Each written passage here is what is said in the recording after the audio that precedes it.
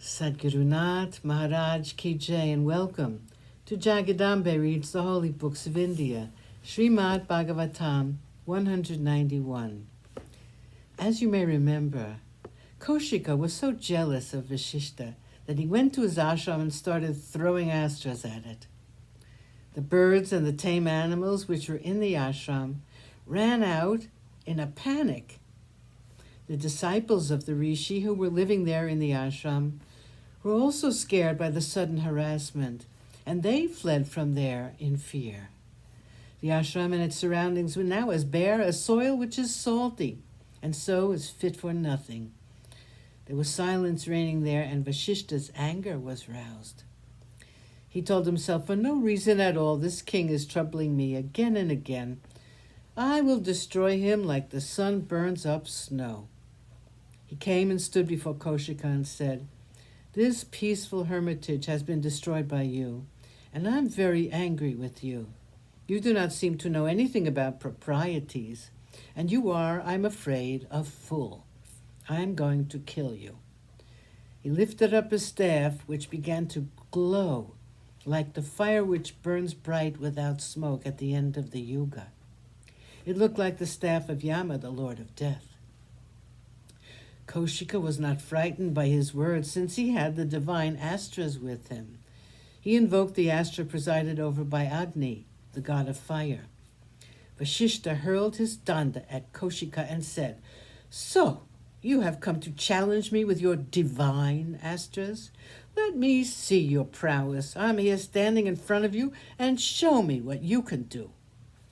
Let us see if your Kshatriya Bala is great, or if my Brahma Bala is. You fool, you are a disgrace to the Kshatriya clan to which you belong.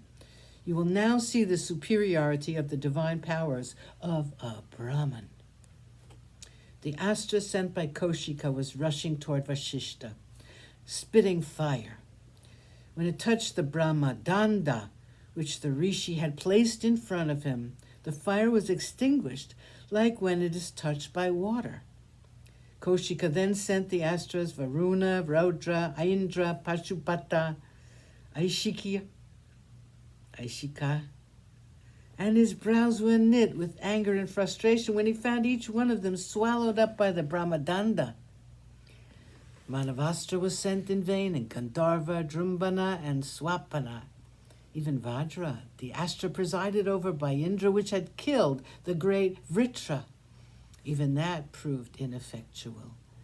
Kaushika then sent the Pashas, Kala Pasha, Varuna Pasha, which tied up Bali in the days of old, and Brahma Pasha.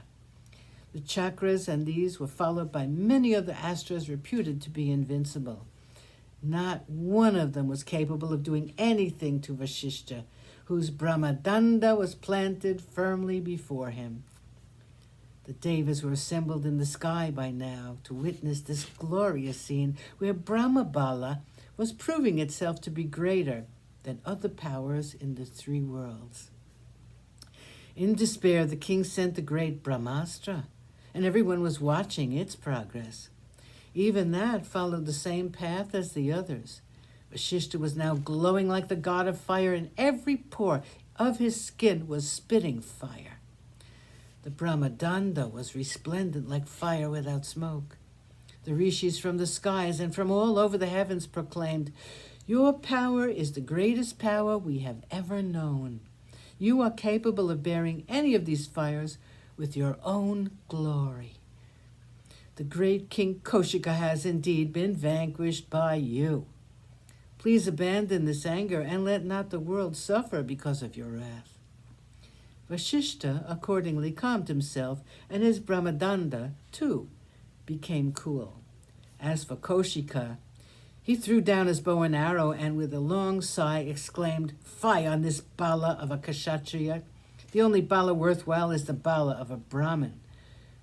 With his mere staff, this Brahmin has been able to hold at bay all the astras which had been given to me by Mahadev. Sadgurunath Maharaj Ki Jai. Thank you for coming. I hope you come again.